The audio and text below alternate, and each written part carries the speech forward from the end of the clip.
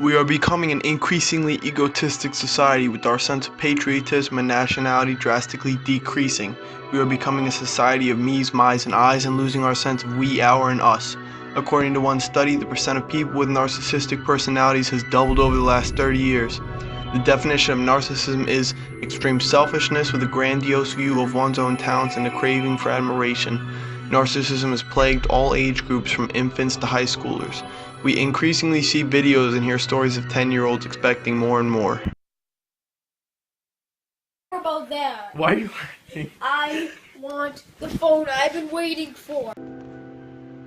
Notice the use of waiting for and not working for, implying a sense of entitlement. Now sure, these kids are obviously spoiled and you look at them wondering how their parents could raise their kids to feel entitled to so much.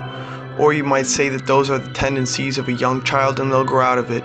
Personally, I believe that most of a person's worst tendencies should be gone by their high school days, which sadly is often not the case. You'd be surprised by the subtle yet severe examples of narcissistic behavior in our very own central high school. At our school, 3 grades must share the same entrance, meaning roughly 1,800 kids use the same doorways to get into school before 8 a.m.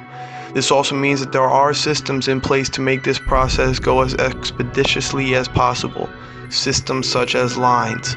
However, when kids feel they are entitled to go ahead of everyone else and cut in line, this slows down the whole system.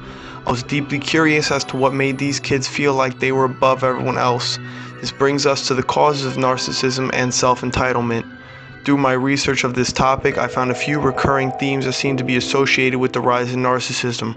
Firstly, celebrities are becoming increasingly idolized, as well as becoming increasingly narcissistic. In fact, according to a study conducted by Dr. Drew, the most narcissistic celebrities were female reality TV stars. Little girls watch their shows and want to be those beautiful people they see on the screen, so it's no wonder we are becoming narcissistic. Celebrities have a complete disregard for the laws of the world and see themselves as above everyone else. Music is also to blame for this increase in narcissistic behavior. Music is becoming more and more aggressive and centered around the image of oneself. Let me read a couple lyrics from celebrated artists so you know what I'm talking about. I am a god. You could go ahead and sneeze 'cause my presence blessed you. I'm too sexy for my shirt, too sexy for my shirt, so sexy it hurts. Now it's pretty clear how little kids who hear these songs growing up can have a sense of self-obsession instilled into them. The final and most prominent cause for these inflated egos are social media. These sites present anyone with platforms to promote themselves and their image to the world and receive validity for this promotion. According to an article in The Atlantic, researchers at Western Illinois University were able to identify people with narcissistic personalities by studying their Facebook pages. The same article states that narcissists are setting our social media standards, and everyday people are becoming more and more infatuated with our number of likes, followers, and retweets. Social media has become less of a means to share our lives with friends and more of a way to satisfy our own egotistic thirst. With my newfound knowledge, I set out to find out if the internet and apps on our phone could really influence the way we interact with other human beings. So I asked 10 line cutters a series of questions. Out of the 10 of them, all 10 had social media accounts. I then asked them to judge how highly they value their image on those social media sites on a scale of 1 to 10. 80% valued their image at above a 7. I then asked, why did you feel it was acceptable to cut in line?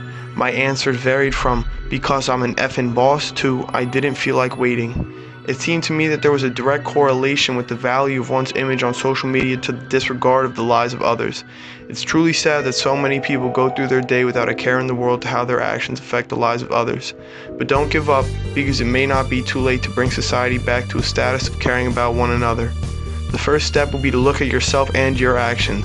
Reevaluate your intentions with social media. Recognize that they are platforms for you to share your life, not accumulate satisfaction for your ego. Next, look at others around you. If you see people who are being indecent and seem to go about their day with a disregard of others, call them out on it. Tell them how their actions are negatively affecting others. Lastly, pass down the right lessons to your kids. Teach them to work for what they want and to embody the characteristics they value in others. Obviously, provide for them and be caring, but don't make them believe they are entitled to the world and all its best. In the words of Frank Underwood, you are entitled to nothing.